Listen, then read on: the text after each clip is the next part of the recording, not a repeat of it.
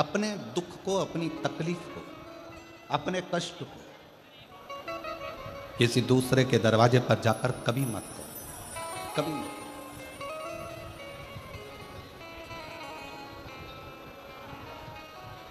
अपने दुख को, अपनी तकलीफ को शिव जी के मंदिर में जब एक लोटा जल चढ़ाने के लिए जाओ, जब शिवालय में एक लोटा जल लेकर जाओ, जल चढ़ाते समय पंचाक्षर षडाक्षर मंत्र का जाप, श्री शिवाय नमस्तुभ्यम का जाप करो। और जब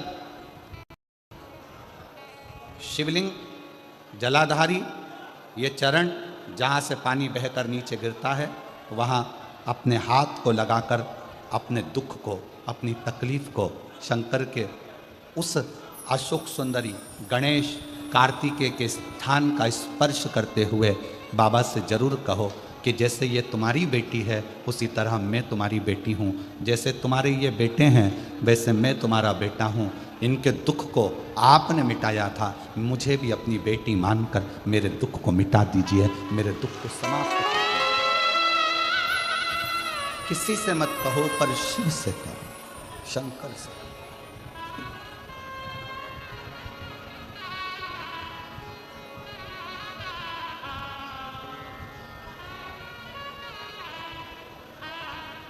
जब आप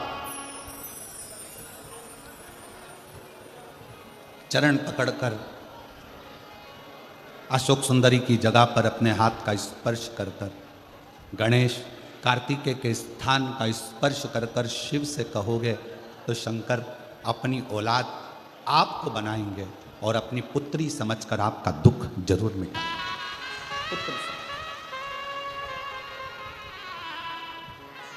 महादेव नमन चरणों में, महादेव नमन चरणों में, स्वीकार कीजिए सबका किया है मेरा भी उद्धार कीजिए, उद्धार कीजिए। है त्रिपुंडधारी, है त्रिशूलधारी, है त्रिपुंडधारी, है त्रिशूलधारी। चरणों में तेरे बाबा जी पावन चारों धाम हैं, तेरी देव करते वंदना तुझे पूजे। अपने इस पगले भक्त का उद्धार कीजिए, सबका किया है मेरा भी उद्धार कीजिए, उद्धार कीजिए। आप भी बोलिए, महादेव नमन चरणों में, महादेव नमन चरणों में, स्वीकार कीजिए सबका किया है मेरा भी उद्धार कीजिए, उद्धार कीजिए। हे त्रिपुंडधारी, है त्रिशूलधारी, है त्रिपुंडधारी, है त्रिशूलधारी। हो जाए पूरी कामना कल्याण कीजिए, हो जाए पूरी कामना कल्याण कीजिए, सबका किया है मेरा भी उद्धार कीजिए। महादेव नमन चरणों में, स्वीकार कीजिए सबका किया है मेरा भी उद्धार कीजिए, उद्धार कीजिए। आप शिव जी को जहाँ जल बहता है उस स्थान पर अपना हस्त कमल रखकर बाबा को अपने मन का भाव दिल से। दुनिया का कोई ऐसा दुख नहीं है जिसका हल शिव महापुराण की कथा में नहीं है। हर दुख का एक हल है और वो शिव पुराण की कथा में वर्णित। प्रत्येक दुख, प्रत्येक कष्ट,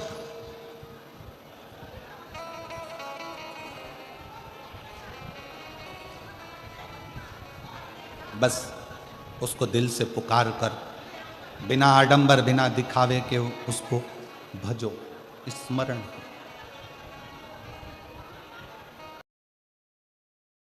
मुख से श्री शिवाय नमस्तुभ्यम ज़्यादा नहीं तो 11 बार तो निकाल लिया करो।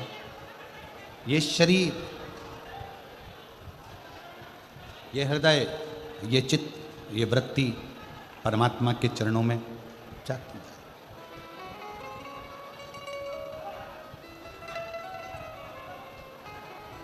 दुख है ना, शिव से कहो। पुरुष में और स्त्री में एक बहुत बड़ा अंतर है। पुरुष में और स्त्री में एक बहुत बड़ा अंतर है। पुरुष एक कान से सुनता है, दूसरे कान से निकाल देता है। स्त्री दोनों कान से सुनती है, जुबान से निकाल देती है।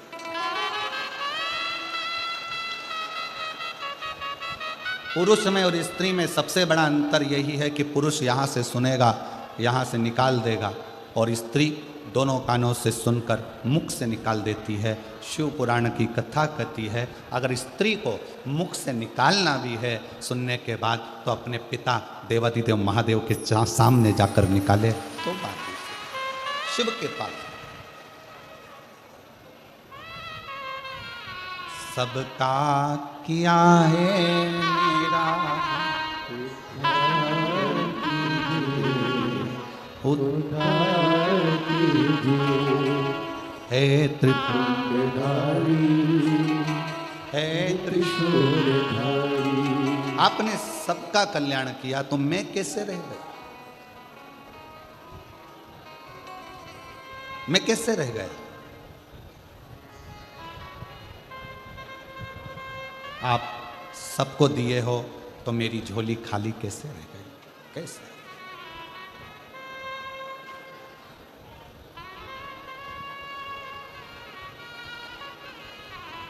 शिव महापुराण की कथा में मेरा उघड़दानी, मेरा शंकर भगवान उसी को बुलाता है जिसकी झोली उसको खुशियों से भरना होता है। खुशियों से। मालूम पड़े पूरा रतनगढ़ का लोग कथा सुनने के लिए आ जाए तो शंकर भगवान को 3 महीने में देना है, ये शिव पुराण का प्रमाण है। अब बुलाएगा उसी को जिसको देना होगा। जिसको देना ही नहीं है वो मन बनाकर रख भी लेगा कि मुझे कथा सुनने जाना है, कथा सुनने जाना है, पर मेरा भोले बाबा उसको यहाँ तक पहुँचने ही नहीं देगा, पहुँचने ही नहीं।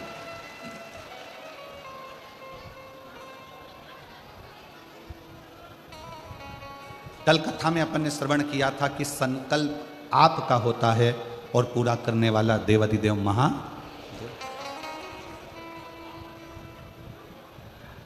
कोई दूसरा नहीं पूरा करेगा, शिव। रुद्रष्ट अध्यायी में शिव संकल्पमस्तु एक शब्द आता है।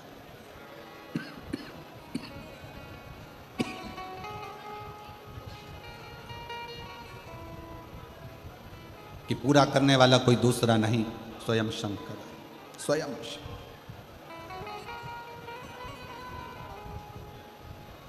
दो चीजें जवानी में करना चाहिए, दो चीजें। एक बीमा करा लो और दूसरा भजन जवानी में कर लो।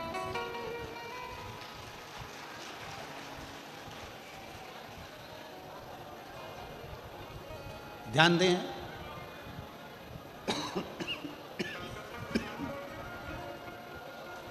भजन भी बीमे की उम्र में होना चाहिए।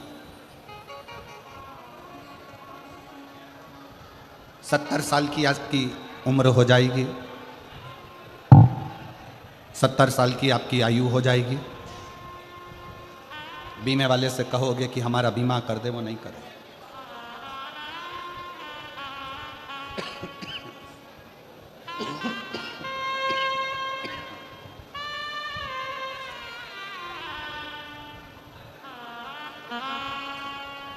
सत्तर वर्ष की आयु में बीमे वाला आपका बीमा नहीं करेगा।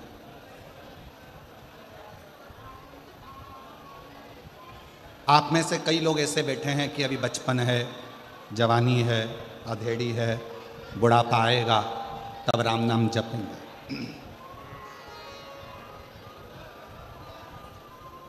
कई लोगों की आदत है, घर में सबसे पहली रोटी किसकी बनती है? जम के बोलो जरा। गाय की। सबसे पहली रोटी घर में गाय की बनी, पर सबसे पहले गाय के मुंह में नहीं गई। बन के डब्बे पर रखी रही, डब्बे पे से उठी फ्रिज पे रखी रही, फ्रिज पे से उठी स्टैंड पे रखी रही, भोजन के स्टैंड पे से उठी गैस की टंकी पर रखी रही, गैस की टंकी पे से उठी दरवाजे के पास में जो छोटा सा आला था उसमें रखी रही। 4 बजे गाय आई तब वो रोटी 4 बजे गाय के मुख में गई।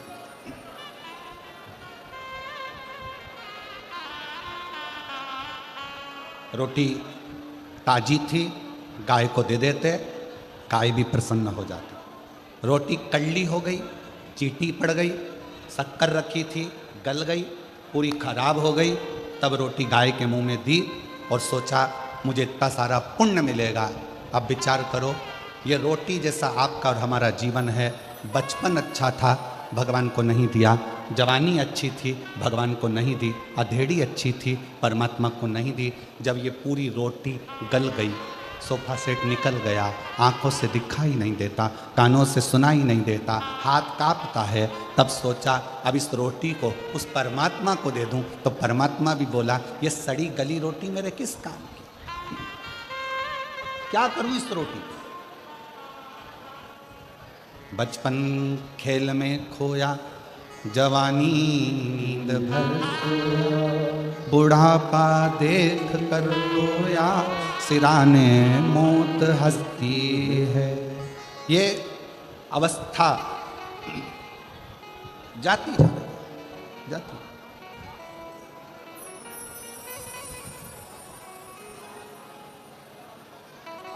आज कौन सा दिन है कथा का? 5। कल कथा की क्या है? शिवरात्रि। कल कथा का छठा दिन शिवरात्रि का रहेगा। परसों के दिन कथा सुबह 8 बजे से 11 बजे तक हो जाएगी। विराम होकर आप अपने गांव, हम कुबेरेश्वर बाबा के धाम यहाँ से चले। कल एक बहन कह रही थी, गुरुजी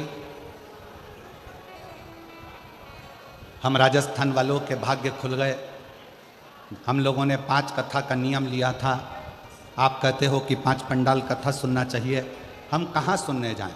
एक कथा हमने रतनगढ़ में सुन ली, दूसरी कथा 1 मई से 7 मई तक जयपुर में विद्याधर नगर स्टेडियम, कोई ऐसा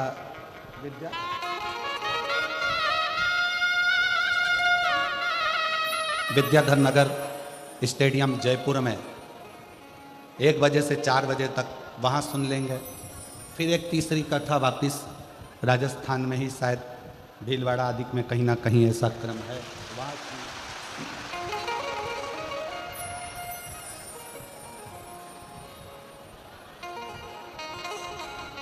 हमारी 5 पंडाल की कथा बाबा हमको राजस्थान में ही पूरी करा देगा। ये शिव है। सुनो, विनय करो, निवेदन करो, उसको अपने दिल की बात जरूर करो, जरूर। और खाली ना जाता दर से तुम्हारे, खाली ना जाता दर से तुम्हारे, मैं भी खड़ी हूँ नन्ही बाहें पसार, अपने हृदय से लगा लो लगा लो, गिरा जा रहा उठा भोले अपने दर अब तो नाटा गिरी जा रही हूँ उठा। शिव कृपा कर, कहना है तो शिव से, बोलना है शंकर से।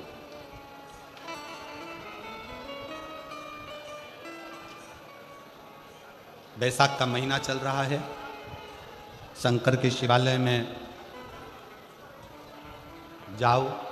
शिव के शिवालय में 3 स्थानों का स्पर्श अवश्य जरूर।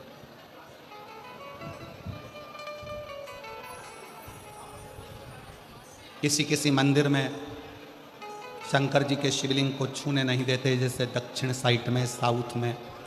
तो अपने ही घर में जो शिवलिंग है उसके 3 स्थानों का स्पर्श अवश्य करें। समझिए,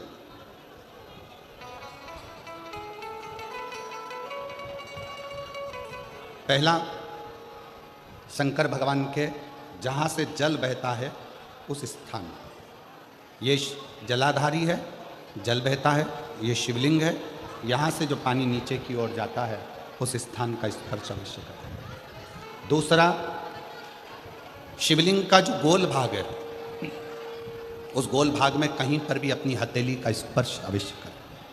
तीसरा, शंकर भगवान के शिवलिंग का जो ऊपर का भाग है वहाँ अपने अस्त्र का स्पर्श अवश्य करें।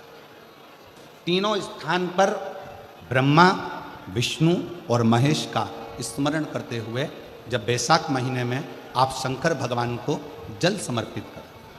शिव जी को जब बैसाख के महीने में जल दिया जाए तो दोनों हाथ से अंजलि में कलश रखकर शंकर भगवान की अपने हाथ की अंजलि में जल रखकर शिव जी को जल अवश्य समर्पित करें। शिवरात्रि के बैसाख महीने की शिवरात्रि पड़े, बैसाख महीने की प्रदोष पड़े तो एक बेलपत्र शंकर को अवश्य समर्पित करें। मान लो गर्मी बहुत तेज है, पेड़ों पर बेलपत्र नहीं मिले तो एक दुर्वा शिव को अवश्य समर्पित करें। मान लो बहुत तेज गर्मी पड़ने पर, या रतनगढ़ में तो हम देख रहे हैं रजी रज धूली धूल इतनी है, मिट्टी इतनी है कि यहाँ तो दुर्वा मिलना भी बड़ा मुश्किल है, तो एक चावल का दाना शिव को जरूर समर्पित करो। उतने में और बैसाख महीने में सबसे ज़्यादा जरूरी है, जो सबसे ज़्यादा जरूरी है बैसाख महीने में, वो जलाशय अर्थात अपने घर के नज़दीक में कोई पानी का स्थान हो, जलाशय हो, वहाँ का जल शिव को समर्पित करना, या शिव के नंदी के पास में। और हम तो कहेंगे शंकर का नंदी केवल मंदिर में मत देखो, आपके घर के आसपास में हमारे मारवाड़ की पहले की रीति रही है। राजस्थान में बहुत सालों पहले, जब लगभग 19 से 20 साल पहले हम फलोदी में आए थे, 20 साल पहले, और 20 साल पहले जब हम फलोदी में आए थे राजस्थान में, तो हमने उस फलोदी राजस्थान में देखा था कि प्रत्येक घर के बाहर पत्थर का एक छोटा सा कुंडा जैसा होता। 2 चीज़ें हमने फलोदी राजस्थान में प्रत्येक घर के बाहर 20 साल पहले देखी थी। एक इतना बड़ा कुंडा पत्थर का जिसमें लोग भोजन रख देते हैं, और एक बड़ा सारा कुंडा जिसमें लोग पानी भर देते हैं, जिससे चिड़िया, पशु, पक्षी, गौ माता सब उस पानी को पीती रहे और आपका और हमारा कल्याण होता रहे। इस भाव से रखें, प्रयास करो। शिव जी को तो जल समर्पित करो,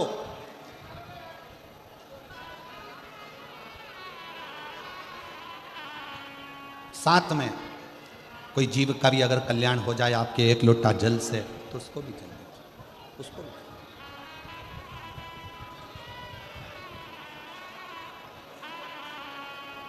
शंकर भगवान भगवान ओघड़दानी शिव, जिनका चढ़ा हुआ जल केवल मात्र स्पर्श, आचमन, दर्शन आपका और हमारा कल्याण कर देता है। शिव महापुराण का एक बहुत सुंदर संवाद है। काशी प्रदेश में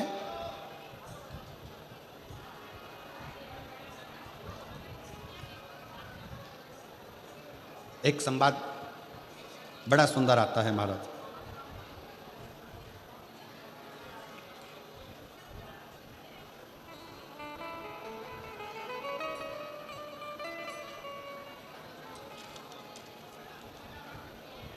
सिंहपुर प्रदेश में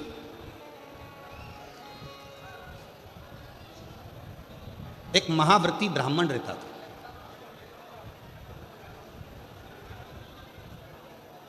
शिव जी का बड़ा उपासक था, शंकर का बड़ा भक्त था। महाव्रती ब्राह्मण का कर्तव्य, सबसे बड़ा कर्तव्य उस महाव्रती ब्राह्मण का था कि शंकर के मंदिर में जाकर झाड़ू लगाना, पोछा लगाना, दीप लगाना, शिवलिंग को श्रृंगारित कर देना, स्नान करा देना, पूजन कर लेना और शंकर की भक्ति को धारण करना। पंचाक्षर मंत्र का जाप, षडाक्षर मंत्र का जाप।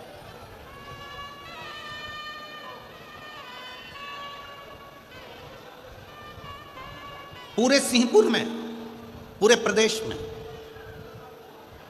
इस महाव्रती ब्राह्मण की चर्चा थी। पूरे प्रदेश में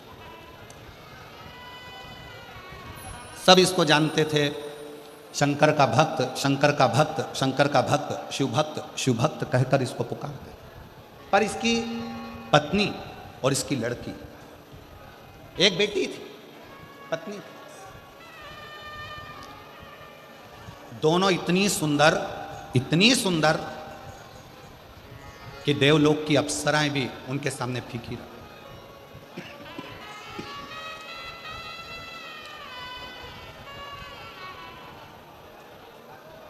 और शिव महापुराण की कथा एक बात बहुत अच्छे से कहती है, शरीर की सुंदरता से ज्यादा जरूरत है मन की सुंदरता की। मन की, तुम्हारा अच्छा शरीर देखकर भगवान कभी प्रसन्न नहीं होते। तुम्हारे अच्छे वस्त्र देखकर भगवान कभी प्रसन्न नहीं होते। कभी तुम्हारे शरीर पर आभूषण है, रतन है, सोना है, चांदी है, हीरा है, पन्ना है, उसको देखकर मेरा भगवान कभी प्रसन्न नहीं होता। तुम कितने सुंदर हो उसको देखकर भी भगवान कभी प्रसन्न नहीं। ईश्वर कब प्रसन्न होता है? जब तुम्हारे दिल में आए हुए मेहमान के प्रति, अतिथि के प्रति आदर का भाव हो और घर में जितने सदस्य रह रहे हो सबका सम्मान यदि तुम कर रहे हो तो भगवान तुम पर प्रसन्न। अब सुंदर तो तुम बहुत,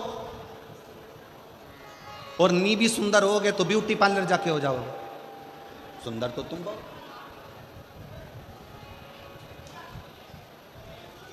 अब मालूम पड़े तुम्हारा चेहरा सुंदर है, तुम्हारा तन सुंदर है, तुम दिखने में सुंदर हो, और मालूम पड़े तुम्हारा जो मन है, तुम्हारा जो हृदय है, तुम्हारा जो मन है, मालूम पड़े वो व्यर्थ चर्चाओं में, व्यर्थ बातों में, व्यर्थ बातों में लगा हुआ है, तो वो किस काम का?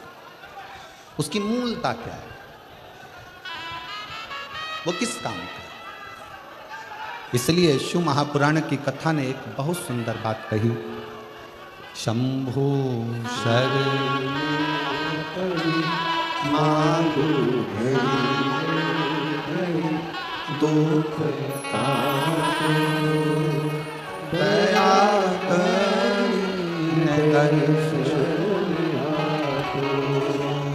शंभु शरण मांगू दुख काटो दया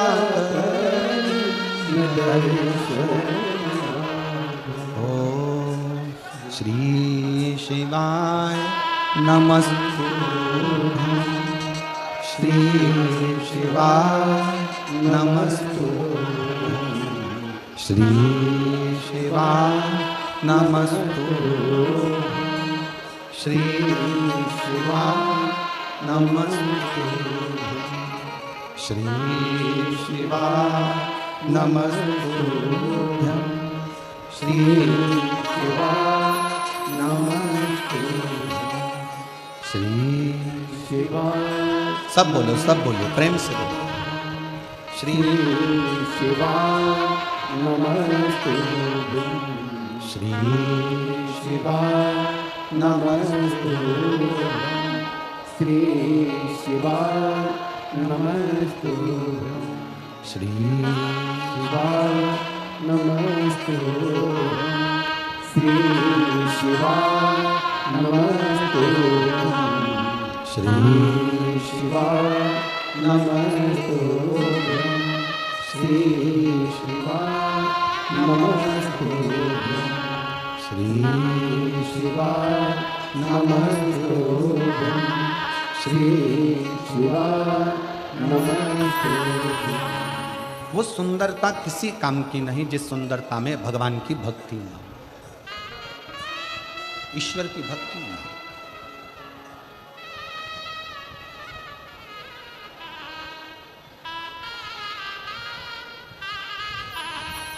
हमारा एक निवेदन आप सब स्वीकार करिए, करबद्ध निवेदन करेंगे।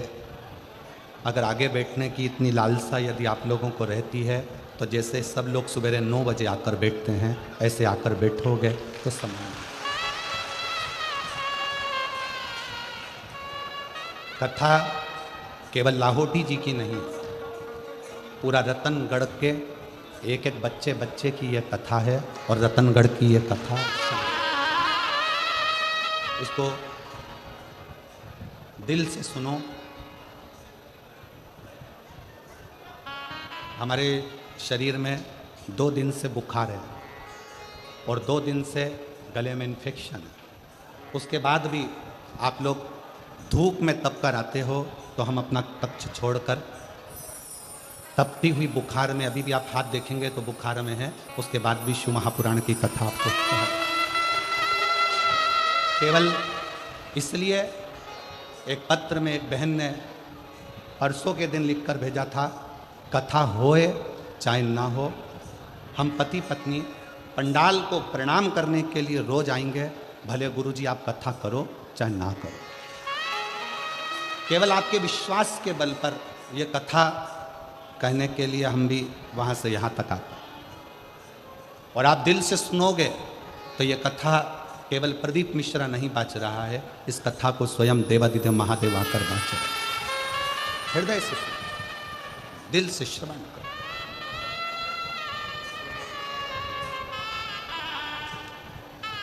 इतने अच्छे अच्छे पत्र यहाँ ढेर लगा हुआ है पत्रों का, पर हम पत्र भी कम पढ़ रहे हैं। क्यों? राजस्थान में कथा कम होती है। अगर इन लोगों को दिल से मिल गई और इनकी झोली भर गई तो अगली कथा में 1 मई को पत्र पढ़ लेंगे। इसमें कोई हृदय से सुनो, ये वो अमृत है।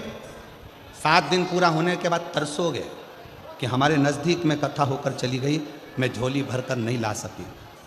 अगर उस 2.5 घंटे की कथा को मैं अगर दिल से सुनकर प्रार्थना कर लेती, श्री शिवाय नमस्तुभ्यं बोलकर उसको अपना मन का भाव कह देती, तो शायद मेरी झोली खुशियों से 3 महीने के अंदर भरा जाती।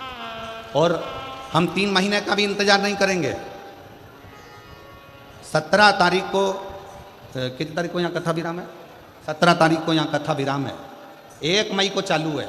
शंकर जी को यहाँ बैठ करके कर जाना, 3 महीने का इंतजार नहीं करूँगी। 1 मई जो जयपुर में कथा है 7 मई तक, उसमें मेरा पत्र वहाँ मिलना चाहिए, तो जानू कि तू शिव। विश्वास के साथ सुनो, भरोसे के साथ कथा का रस तत्व ग्रहण करो। शिव कथा कर रहे हैं। सिंहपुर प्रदेश में एक व्रती ब्राह्मण रहता था। वो व्रती ब्राह्मण साधारण नहीं था, उसका व्रत बड़ा प्रबल था। व्रत का मतलब ये नहीं होता कि आप भूखे रहो।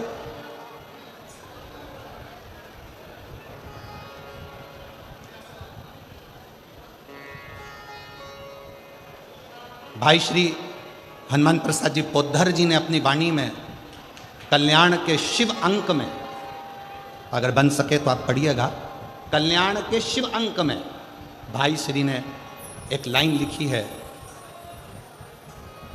भाई श्री ने अपनी वाणी में लिखा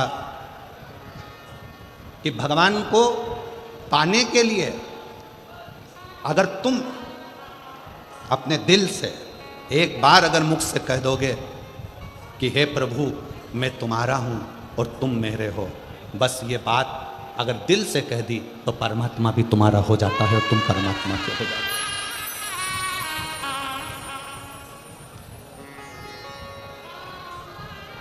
जरूरी नहीं कि उपास करोगे तो भूखे रहना पड़ेगा। व्रती का मतलब क्या होता है? व्रती का मतलब क्या है? एक सिंहपुर प्रदेश में एक व्रती ब्राह्मण रहता था। व्रती ब्राह्मण का मतलब यह है कि वो कुछ खाए पीने से या उपास रखने से, साबूदाना खाने से, मोरधन खाने से, चिप्स खाने से, वेपर्स खाने से, पपीता खाने से, सेवफल या केला खाने से व्रत नहीं होता। व्रत का मतलब है कि तुमने एक नियम बना लिया कि मैं रोज अपने घर से एक लोटा जल लेकर शंकर के मंदिर जाऊंगी, या आपने कोई नियम बना लिया कि मैं 15 मिनट शंकर का भजन करूंगी, या नियम बना लिया राम नाम, कृष्ण नाम, शिव नाम जपूंगी, ये तुम्हारा व्रत हो गया, तुम व्रती हो गए। ये व्रत तुमने धारण कर लिया।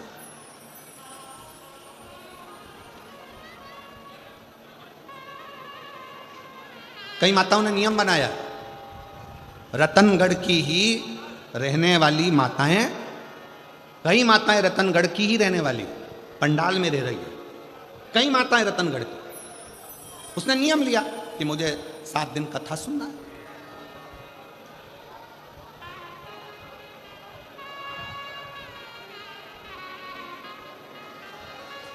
उसका नियम था, व्रती है। व्रत करने का मतलब यह नहीं है कि तुमने उपास करा, कुछ खाया पीना छोड़ दिया, कुछ खाना पीना छोड़ दिया तो भगवान तुमसे प्रसन्न हो जाएगा। शिव महापुराण की कथा कहती है, शंकर भगवान की कथा कहती है, यहाँ शिव पुराण कहती है कि आपका एक व्रत, कुछ भी अपनी जिंदगी में एक संकल्प, एक नियम ले लो, शिव पूरा कर देगा, व्रती हो गया। एक ब्राह्मण रहता था, बड़ा व्रती था, महाव्रती।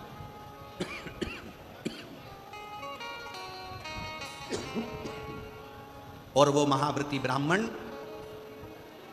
उसकी पत्नी और उसकी बेटी बहुत सुंदर थी। देवलोक की अप्सराएं उसके सामने फीकी थी।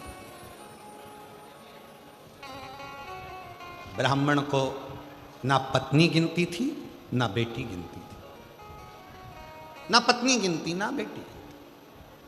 खूब अपशब्द कहते, पत्नी ताना दे देती, आड़ा टेढ़ा बोल देती, अपशब्द कह देती। शिव महापुराण की कथा कहती है, तुम्हारे बच्चे घर में जन्म ले लेना, बच्चों का जन्म आपके घर में हो गया ना, तो पति से निवेदन है पत्नी को गाली देकर बात ना करे, और पत्नी से निवेदन है पति को अपशब्द कहकर बात ना करे, नहीं तो आपका बुढ़ापा बिगड़ेगा जरूर। बुढ़ापा जरूर बिगड़ेगा। कारण क्या है? आप अपनी पत्नी का आदर नहीं करोगे तो बुढ़ापे में आपके बच्चे भी आपकी पत्नी का आदर नहीं करेंगे। आप अपने पति का आदर नहीं करोगे तो बुढ़ापे में आपके बच्चे आपके पति का आदर नहीं करेंगे, और तुम दोनों का बुढ़ापा धीरे धीरे धीरे धीरे बेकार हो जाएगा। बेकार। सम्मान करो। अपने बच्चों के सामने कभी मत कहो कि तेरी माँ में अक्ल नहीं है। भले वो पढ़े लिखी नहीं है, भले उसने BA MBA नहीं करा, भले उसने CA नहीं बनी, भले वो डॉक्टर नहीं, इंजीनियर नहीं, पर अपने बच्चों के सामने ये बात रखो, तेरी माँ के बराबर कोई विद्वान नहीं है, तुझे विद्वान वो बनाकर रखेगी, ये निश्चित।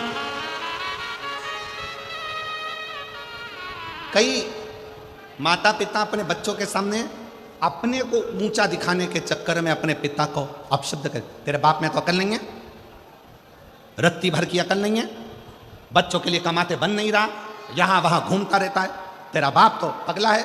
इस तरह के शब्द जब हम अपने बच्चों के सामने कहते हैं तो बच्चों की दृष्टि में पिता का मान घटते जाता है।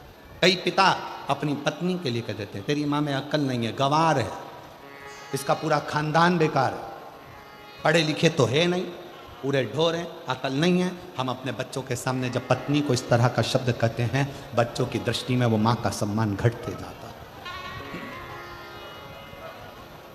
सिंहपुर प्रदेश के महाव्रती ब्राह्मण की पत्नी ने अपनी लड़की के सामने अपने पति का अपमान करना प्रारंभ करा, तो लड़की जैसे जैसे बड़ी होती चली गई वो पिता का अपमान करना सीख गई। पत्नी भी सुंदर थी, बेटी भी सुंदर थी। पिता ब्राह्मण ने विचार करा, मेरी बेटी बड़ी हो गई है, इसका विवाह कर देना चाहिए। बहुत अपशब्द कहती है, कम से कम माँ के चक्कर में ना रहकर विवाह होकर जाएगा तो ससुराल में थोड़ा सा आदर कर लेगी, थोड़ी संवर जाएगी। बेटी के लिए वर देखा, लड़का मिल गया, शादी कर दी। शादी करने के बाद मां से जो सीख कर गई थी, समझ गए क्या तुम लोग, रतनगढ़ वालों समझ गए? जो मां से सीख कर गई थी, मां अपने पति का आदर नहीं करती थी, तो यह विवाह करने के बाद अपने पति का आदर नहीं करती है, सीख कर गई।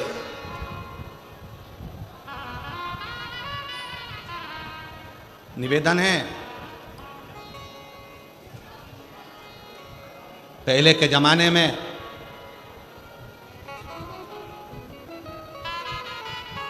लड़की को डर लगता था सास कैसी मिलेगी। आज के जमाने में सास की रातों की नींद उड़ जाती है, जगदम्बा कैसी आएगी, कैसी कैसी। क्यों? पहले के जमाने में 4 लड़के रहते थे तो चिंता नहीं रहती थी। आज के जमाने में ले दे के एक तो बेटा और उसी की धर्म पत्नी आना है, और वो भी लड़ झगड़ के अपने ही रतनगढ़ में अपने से ही अलग होकर दूसरी जगह जाकर रहेगी। लोग क्या कहें?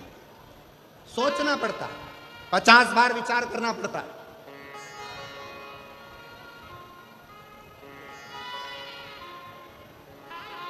आप सबसे निवेदन है, भगवान से अगर आप बेटा मांग रही हो ना, तो भगवान से एक बात और कहना, भोलेनाथ बेटा देना, पर इसके जन्म के समय पर तुम एक लड़की का और जन्म करोगे, इसके लिए जो लिखी होगी भाग्य में।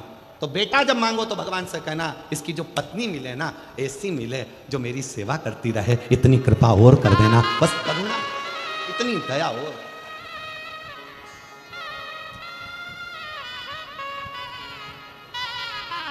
ऐसी मत भेज देना जो 24 घंटे साड़ी में तो पिन लगाए, ब्यूटी पार्लर से आए और दिमाग हमारा खाए। ऐसी मत भेज देना, ऐसी नहीं चाहिए। प्रेम परोसने वाली। बेटी ने अपनी मां से सीखा था, क्योंकि मां पंडित को गिनती नहीं थी, ब्राह्मण को, जो व्रती ब्राह्मण था उसको अपशब्द कहती थी, ताना देती थी, गाली देती थी, आड़ा टेढ़ा कहती थी, दिन रात कोसती थी, दिन रात कोसती थी। कोई दूसरा आता, ब्राह्मण की पत्नी का आदर करता, सम्मान करता, तो ब्राह्मण की पत्नी उसको खूब सम्मान देती थी। उसके लिए अंदर जाके शरबत बना कर लाती, सुंदर सुंदर भोजन बना कर लाती, उसको खिलाती। पति बैठा रहता, उसको कुछ ना देती। यही कि यही लड़की ने सीख लिया, और लड़की का विवाह हुआ, ससुराल गई। ससुराल में जाने के बाद वहाँ पर जो माँ से सीख कर गई थी वैसा कि वैसा ही क्रम करा। परिवार के बाकी के लोग आते तो उनसे हंस बोल कर बात करती, पति का अपमान करती, अपशब्द कहती। पति ने अपने परिवार वालों को बुलाकर कहा कि इसको इसके मायके भेज दो, और ये वहाँ जाकर थोड़ा सीख कर आए। अब कौन समझाए कि जो सीख के आई है वही तो कर रही है, कौन समझाए?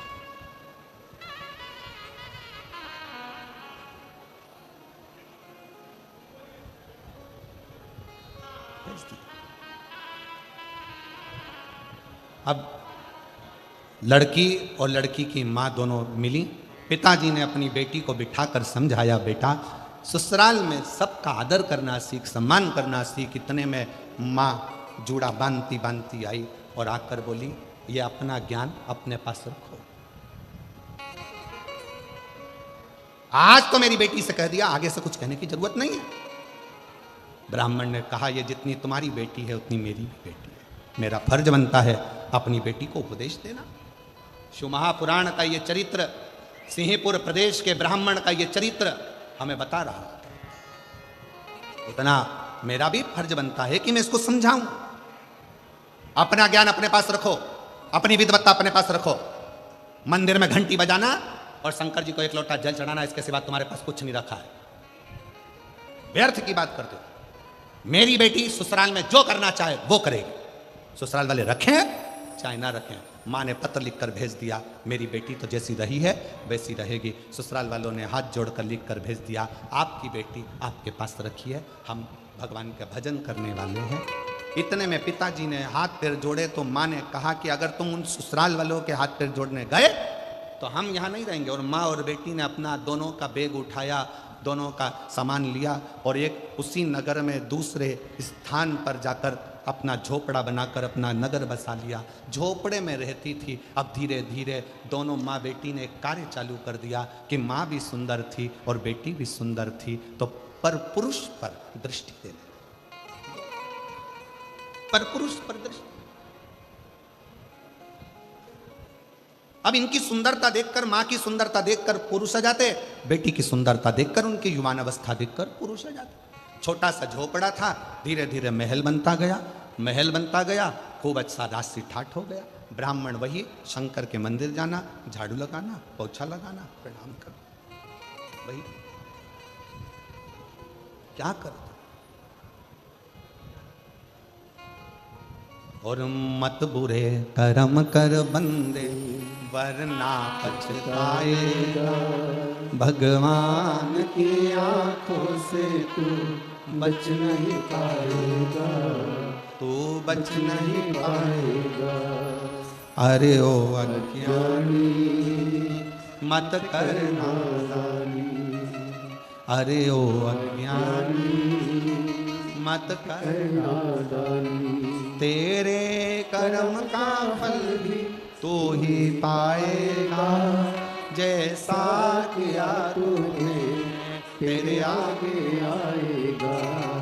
मत बुरे कर्म कर बंदे वरना पछताएगा, भगवान की आंखों से तू बच नहीं पाएगा, तू बच नहीं पाएगा।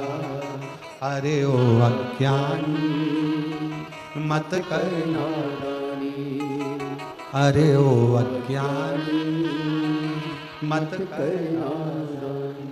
अपने कर्म का भोग अपने को भोग,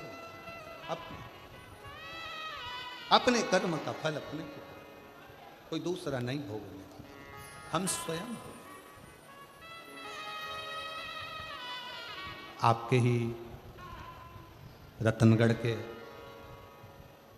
श्याम बाबा के भक्त, श्याम बाबा की कथा कहने के लिए निरंतर तल्लीन रहने वाले श्री भाई मनुश्री जी यहाँ पधारे हैं। एक बार जोरदार ताली बजाकर उनका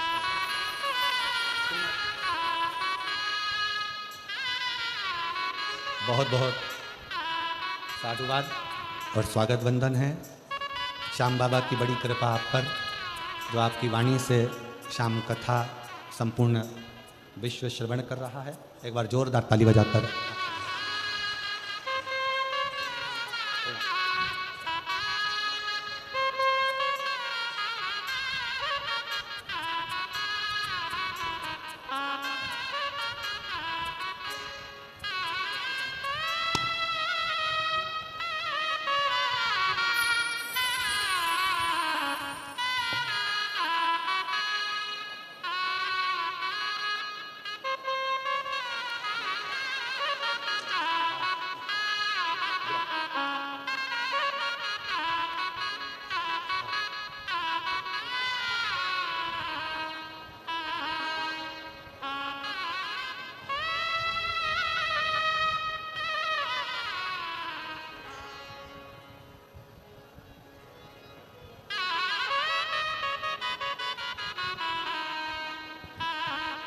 एक बार जोरदार ताली बजाकर भाई श्री मनुश्री जी का बहुत बहुत साधुवाद, जो इस पवित्र पावन शिव महापुराण कथा के रस तत्व को ग्रहण करने के लिए यहाँ पधारे। और उससे बड़ा सौभाग्य यह है कि आप श्री के पिताश्री भी यहाँ आए हैं, उनके लिए भी बहुत बहुत प्रणाम नमन करता हूँ। शिव कृपा करते, शिव कथा का, भगवान शंकर का संवाद कर रहे।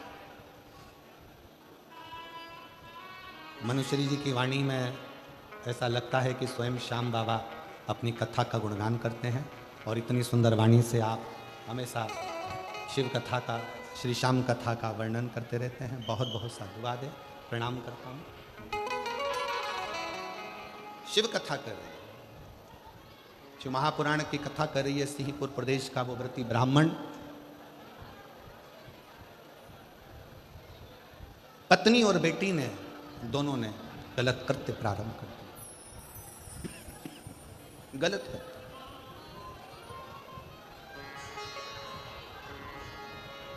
और ऐसा पुरुषों को अपनी ओर आसक्त करना,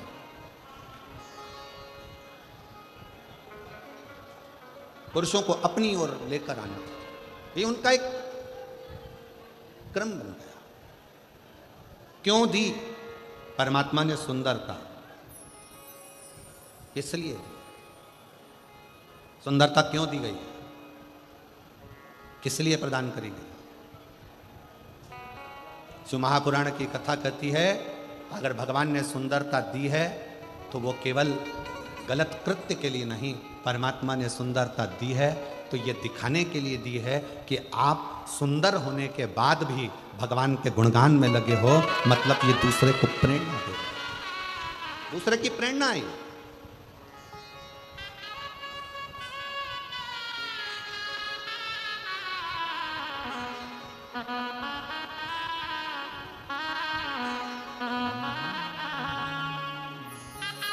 शिव की शरण में आ जा, शिव की शरण में आ जा, बाबा की शरण में एक बार आ जा, आ जा भोले की शरण। एक बार आ जा, आ जा भोले की शरण में। एक बार आ जा, आ जा भोले की शरण। एक बार आ जा, आ जा भोले की शरण में। शिव की शरण में आ जा, शिव के शरण में आ जा, भोले के शरण में। एक बार आ जा, भोले की शरण में। एक बार आ जा, भोले की शरण में।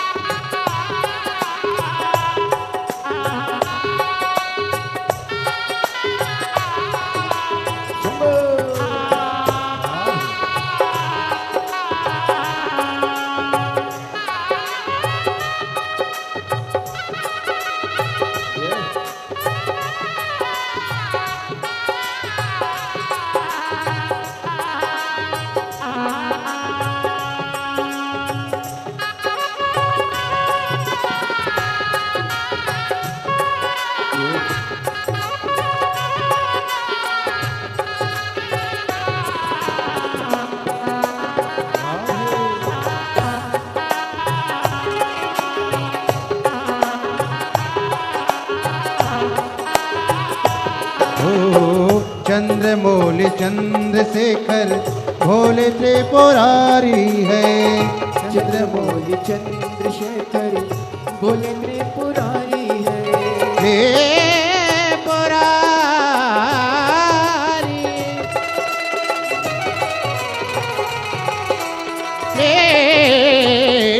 पुरारे चंद्रमौली चंद्रशेखर बोले त्रिपुरारे है। चंद्रमौली चंद्रशेखर बोले त्रिपुरारी है। गले मुंड माल राजे करते सुरधारी है। गले मुंड माल राजे करे त्रिशूलधारी है।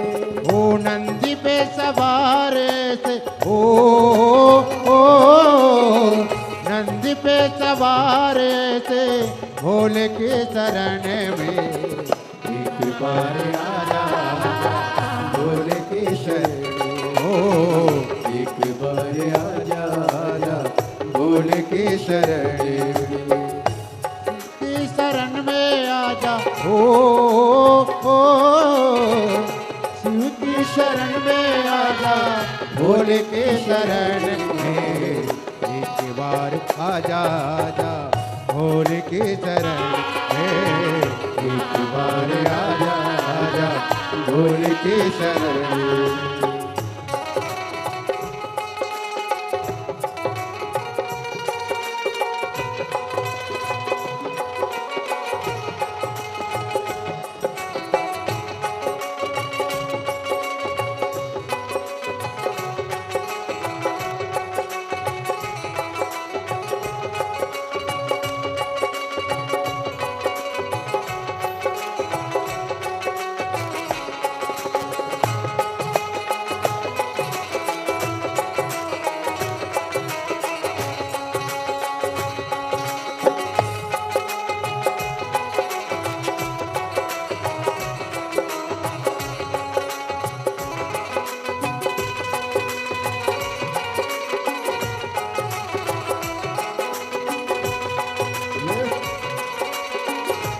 राधे राधे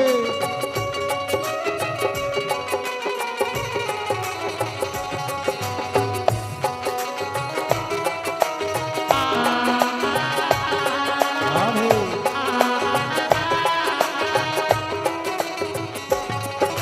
ओ संत और फकीर सब है भोले के शरण में। संत और फकीर सब है भोले की शरण में। शरण में शरण में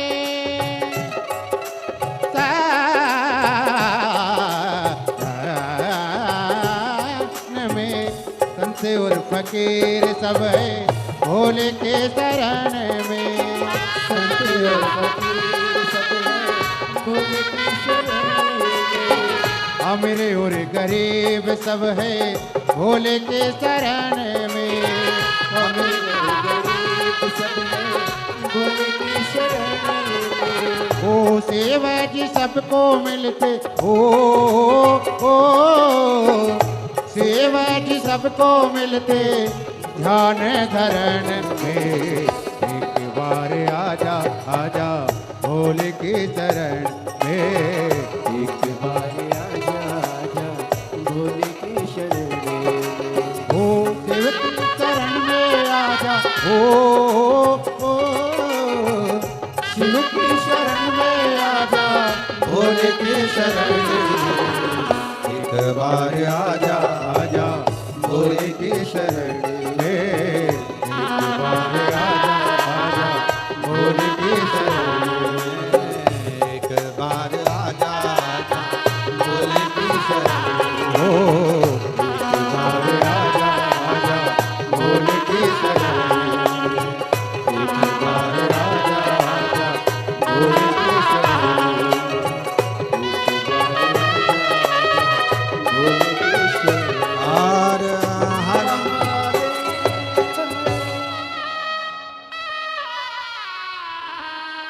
अपने मध्य में वृंदावन से पुराण मनीषी 18 पुराण का जिन्होंने कंठस्थ स्मरण किया है, ऐसे राष्ट्र को नई दिशा देने वाले परम पूज्य संत शिरोमणि श्री कौशिक जी महाराज यहाँ पधारे हैं। एक बार जोरदार ताली बजाकर उनका स्वागत वंदन।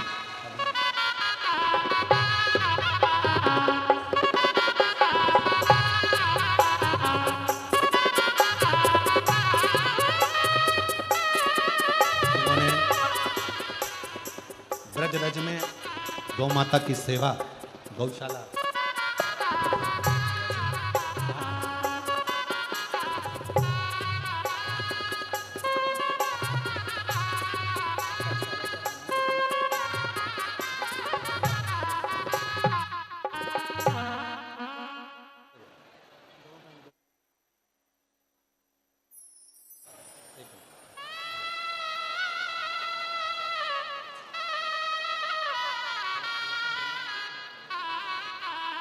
एक बार जोरदार ताली बजाकर परम पूज्य श्री कौशिक जी महाराज जी का जोरदार ताली वंदन कर स्वागत।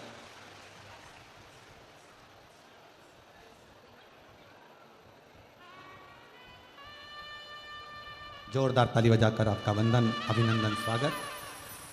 जिन्होंने छोटे से निमंत्रण पर स्वीकृति दी और आज राष्ट्र के संतों का दर्शन इस व्यासपीठ के माध्यम से नज़दीक में हो रहा है।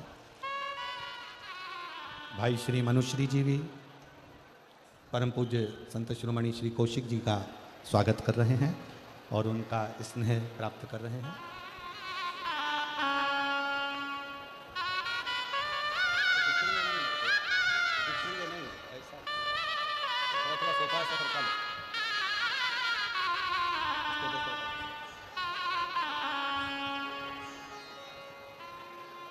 बस ठीक, अब भले दिख जाओ।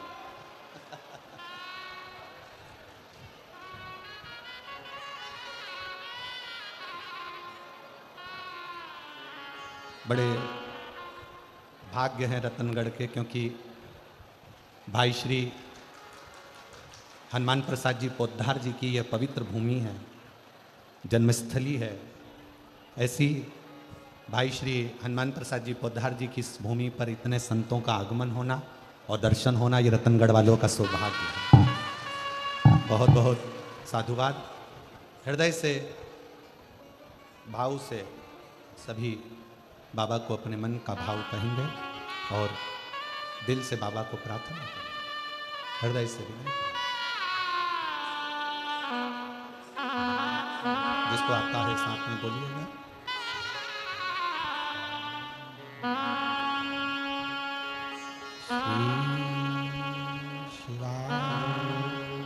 नमस्ते श्री शिवाय, नमस्ते श्री शिवाय, नमस्ते श्री शिवाय, नमस्ते श्री शिवाय, नमस्तुभ्यं। भोला सब दुख काटो ओ भोला सब दुख काटो शिव शंकर जपो तेरी माला, भोले बाबा जपो तेरी माला, भोला सब दुख काटो मारा। ओ भोला सब दुख काटो मारा। देश है मंगल मंगलकारी, देश है मंगल मंगलकारी, शमशान वासी हमारा, शमशान वासी हमारा। ओ भोला सब दुख काटो मारा, ओ भोला सब दुख काटो मारा।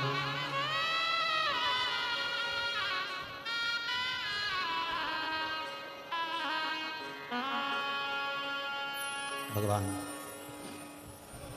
देवादिदेव महादेव की कथा करें, शिव कथा वर्णन करें। एक छोटा सा संवाद पूरा होकर फिर संतों की वाणी का रसतत्व अपन ग्रहण करेंगे। सिंहपुर प्रदेश का जो व्रती ब्राह्मण है, जिसकी धर्म पत्नी बड़ी सुंदर है, बेटी बड़ी सुंदर है। बेटी ने पति का घर छोड़ दिया है। माँ बेटी दोनों एक झोपड़ा बनाकर रहती थीं। पर पुरुषों का स्मरण उनकी चित्तवृत्ति में रहता, पर पुरुषों। और अब धीरे धीरे वो झोपड़ा झोपड़ा नहीं रहा, महल बनता गया। कारण पर पुरुषों को अपनी ओर आसक्त करना, अपने भवन में बुलाना, अपने भवन में रखना। और ना जाने कितने कितने पुरुष ऐसे थे जिन्होंने अपनी पत्नी को, अपने बच्चों को, अपने परिवार को छोड़ दिया। दोनों मां बेटी के चक्कर। अब ईमानदारी से बोलो, ऐसी सुंदरता किसी काम की है क्या? जम के बोलो जरा, है किसी काम की? किसी के घर की बहू तुम्हारे चक्कर में अगर रो रही है, किसी के घर के बच्चे तुम्हारे चक्कर में बिलख रहे हैं, तो तुम्हारी सुंदरता और तुम्हारा जीवन किसी काम का नहीं। किसी हिम्मत बुरे कर्म कर बंदे, वरना पछताएगा। भगवान की आंखों से तू बच नहीं पाएगा, तू बच नहीं पाएगा। अरे ओ अज्ञानी मत कर, तेरे कर्म का फल भी तू ही पाएगा। जैसा किया तूने तेरे आगे आएगा। मत बुरे कर्म कर बंदे, वरना पछताएगा। भगवान की आंखों से तू बच नहीं पाएगा, तू बच नहीं पाएगा। शिव कथा कह रही है वो सुंदरता किसी काम की नहीं जो दूसरे के घर को बर्बाद कर दे, दूसरे के घर को नष्ट। क्या करना फिर उस सुंदरता का? समय आया, पत्नी और बेटी दोनों एक बार निकल कर कहीं जा रहे थे। किसी एक राजघराने से दोनों की सुंदरता को देखने के लिए राजा ने उनको बुलाया। ब्राह्मण अपने कर्म में लगा हुआ है, ब्राह्मण अपना कर्म कर रहा है, बुलाया।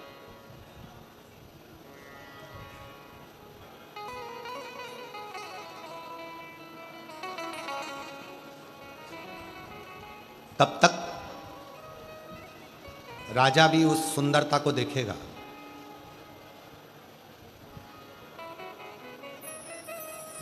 अगर परमात्मा ने तुमको बहुत सुंदर शरीर दिया है ना, उस सुंदर शरीर का सबसे बड़ा प्रयोग है भगवान का भजन करना, भगवान का स्मरण करना और भगवत नाम का जाप।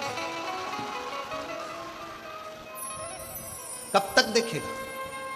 मार्ग से जा रही थी दोनों, एक हिंसक पशु ने दोनों को भक्षण कर।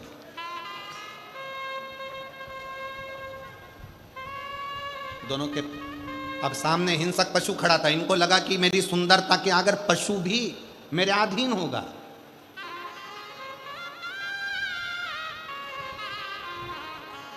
ए भाई, एक काम में डूबा हुआ व्यक्ति तुम्हारे अधीन हो सकता है सुंदरता देखकर।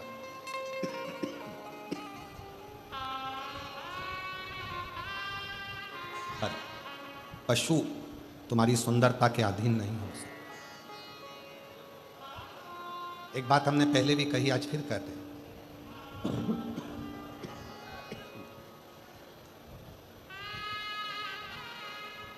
तुम कितनी भी अंग्रेजी पढ़ लो, कितने भी वीआईपी बन जाओ, और कुत्ता तुम्हारे पास में तुम्हें काटने के लिए आए और तुम उससे कहो प्लीज प्लीज प्लीज प्लीज,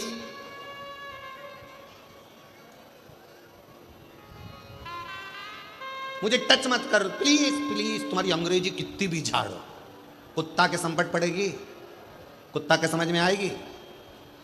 कुत्ता को तुम कितनी भी अंग्रेजी बोलो वो नहीं समझ सकता, पर कुत्ता के लिए तुम्हें हिंदी की एक भाषा का प्रयोग करना पड़ेगा। हाट!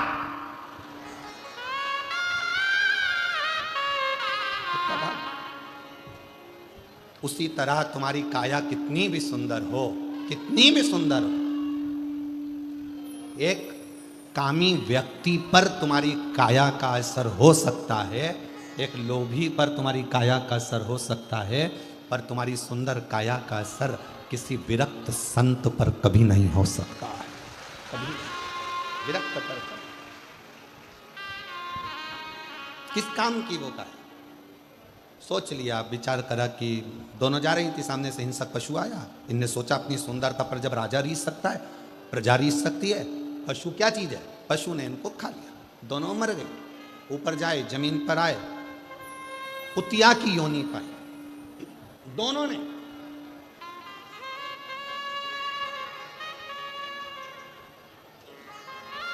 एक कुतिया की योनि दोनों ने पाई, और वो कुतिया की योनि भी कैसी थी, एक पांव कुतिया का टूटा हुआ था, कान कटा हुआ लटक रहा था, सिर पे उस कुतिया के पूरा घाव पड़ा हुआ था, कोई जानवर उसको खा गया था, उसमें सिर खुला था, कीड़े पड़ रहे थे।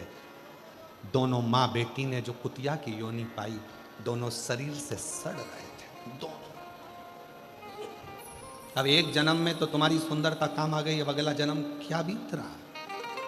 कभी कभी आप भी अगर मार्केट में जा रहे हो और तुमको अगर ऐसा कुत्ता नजर आता है, पाँव टूट गया, सिर पे घाव हो रहा है, शरीर जला हुआ है, शरीर पर इल्ली पड़ रही है, तड़फ रहा है, दिख रहा है, आप उसको पानी पिला दोगे, औषधि करा दोगे, सब कुछ करा दोगे, पर उसके कर्म का दंड तो उसको होगा।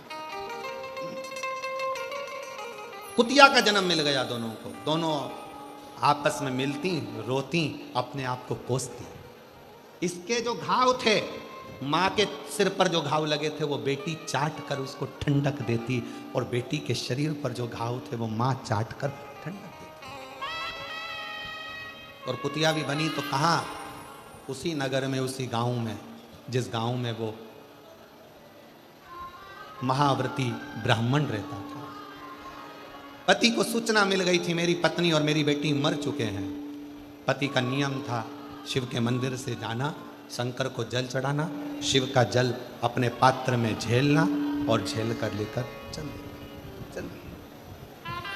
आज शंकर का झेला हुआ जल, शिव का चढ़ा हुआ जल वो व्रती ब्राह्मण लेकर जा रहा था।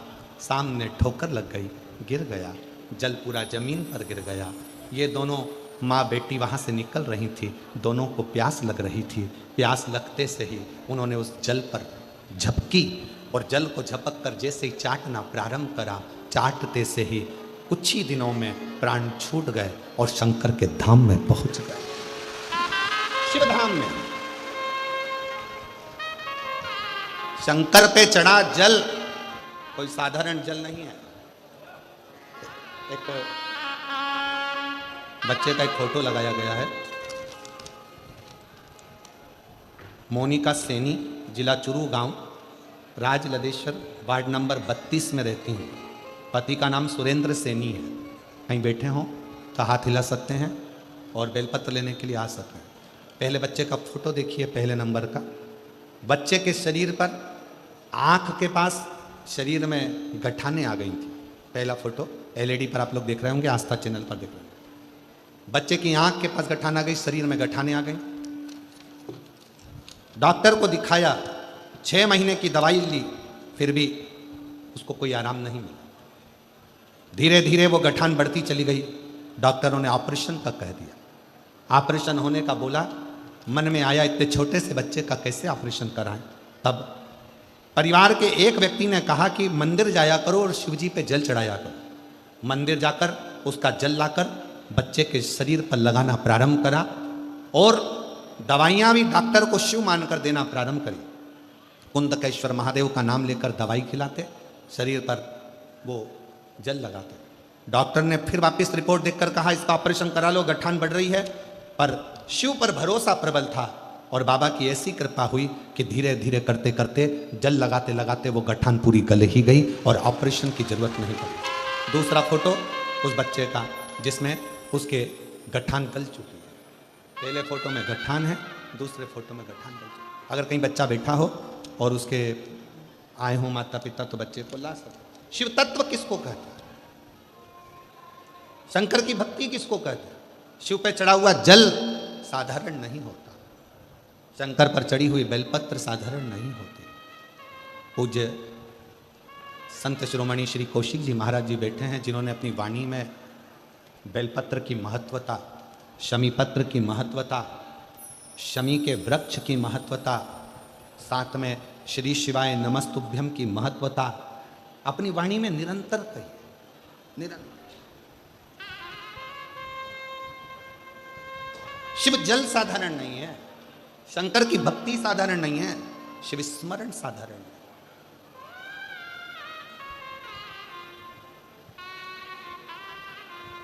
कितना फल है जल का। पार्वती जी को मालूम था शंकर जी को इतनी जल्दी प्रसन्न नहीं कर सकते, तो पार्वती जी ने एक नियम बनाया, पार्थिव शिवलिंग। इस स्वागत के क्रम के स्वागत की बेला के दर्शन करते हुए साथ में आज पंचम दिवस की कथा में हम सभी प्रवेश करते हुए बाबा भोलेनाथ की भक्ति से जुड़ेंगे और अपने जीवन को कृतार्थ करते हुए हम सभी नित्य नई नूतन कथाओं के माध्यम से अपने जीवन को कृतार्थ करेंगे। आप सभी को ज्ञात है किस प्रकार से सेवा का क्रम जो कि श्री विठले सेवा समिति के सानिध्य में पूज्य गुरुदेव के सानिध्य में निरंतर सुचारू रूप से चलता है, जिसमें विश्व की सबसे बड़ी और भव्य भोजनशाला सुचारू रूप से चलती है। प्रतिदिन लाखों सैकड़ों हजारों भक्त भोजन भंडारे का आनंद लेकर अपने जीवन को कृतार्थ में करते हैं, आनंद में करते हैं। आप भी इस भव्य भोजनशाला के सदस्यता ग्रहण कर सकते हैं। मात्र 21,000 रुपए की स्वर्गराशि देकर आप भी इसके जीवन पर्यंत तक सदस्य बन सकते हैं। साल में एक दिन 365 दिन में से एक दिन आपके नाम से भी भोजन भंडारा कराया जाएगा और यही क्रम प्रतिदिन सुचारू रूप से चलता है, जिसमें सभी भक्त भोजन भंडारे का आनंद लेकर अपने जीवन को कृतार्थ में करते हैं, आनंद में करते हैं। साथ में आप सभी को ज्ञात है किस प्रकार से प्राथमिक उपचार केंद्र जो कि विगत कई वर्षों से पूज्य गुरुदेव के सानिध्य में निरंतर कुबेर भंडारी की पावन धरा पर सुचारू रूप से चलता है, जिसपे दवाई गोली भी निःशुल्क रूप से वितरण की जाती है और समय समय अनुसार स्वास्थ्य शिविर लगाए जाते हैं ताकि के भक्तों को स्वास्थ्य संबंधी जानकारी बड़े ही आराम से प्राप्त हो सके। 2 एम्बुलेंस भक्तों की सुविधा के लिए 24 घंटे उपलब्ध रहती है। साथ में आप सभी को ज्ञात है एक सर्व सुविधा युक्त हॉस्पिटल का निर्माण कार्य और पूज्य गुरुदेव के सानिध्य में चालू हो चुका है ताकि के भक्तों का संपूर्ण इलाज वहां पर सुचारू रूप से किया जा सके। ऐसा सर्व सुविधा युक्त हॉस्पिटल का निर्माण कार्य और सुचारू रूप से चल रहा है, जो 251 कमरों की भव्य विशाल धर्मशाला बनने जा रही है, जिसका लगभग 100 कमरों का और इजाफा पूज्य गुरुदेव के आदेश अनुसार बढ़ाए गए हैं। लगभग 15 से 16 बड़े बड़े हॉल भी इस धर्मशाला के अंतर्गत बनाए जाएंगे ताकि के भक्त बड़े ही आराम से रुककर भगवान का भजन कीर्तन स्मरण कर कर अपने जीवन को कृतार्थ में कर सके, आनंद में कर सके। साथ में इस धर्मशाला को बनाने का एक लक्ष्य और पूज्य गुरुदेव ने हम सभी को बताया है कि निःशुल्क रूप से कन्या विवाह इस धर्मशाला के अंतर्गत कराए जाएंगे। प्रतिदिन कन्या विवाह इस धर्मशाला के अंतर्गत कराए जाएंगे। आपकी तारीख शादी की कभी भी फिक्स होती है तो आप कुबेर भंडारी के चरणों में पहुंचकर वहां पर अपना नाम और अपनी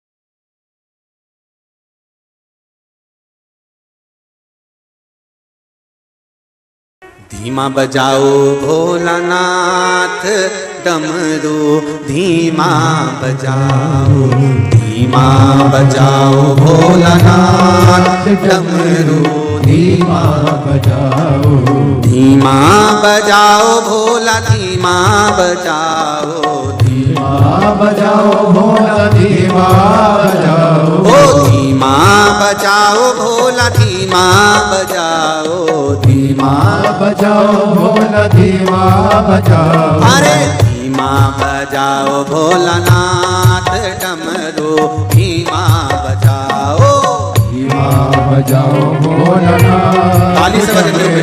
धीमा बजाओ,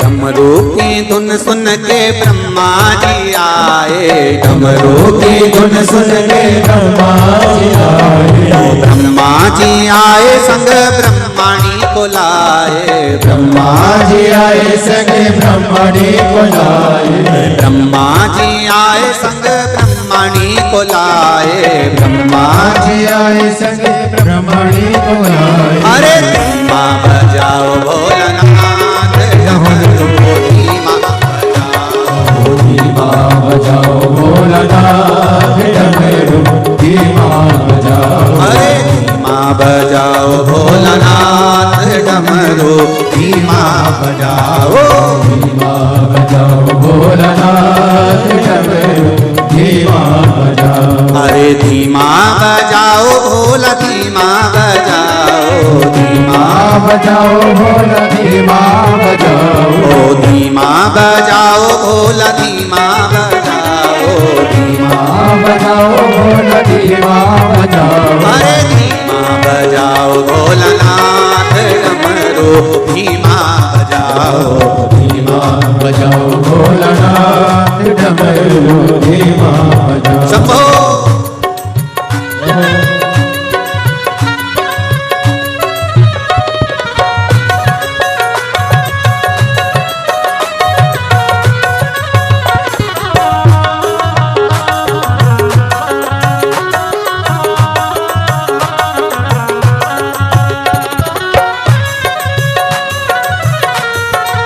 हे भोरे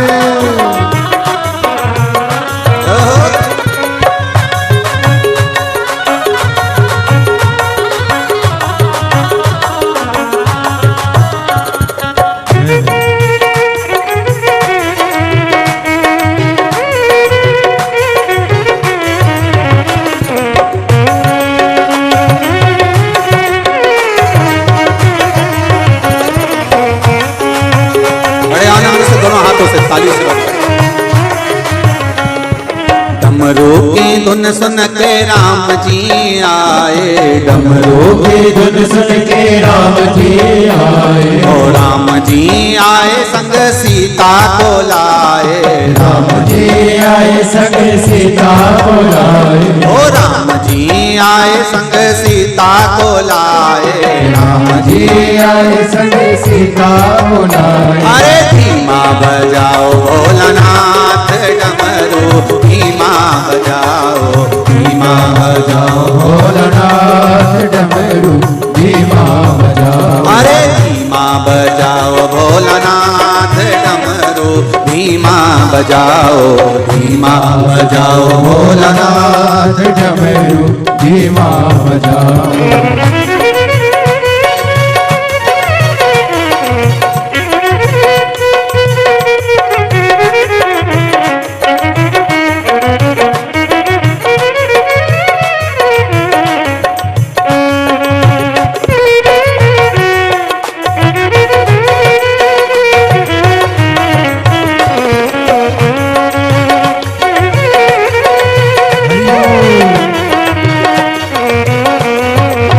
शंभो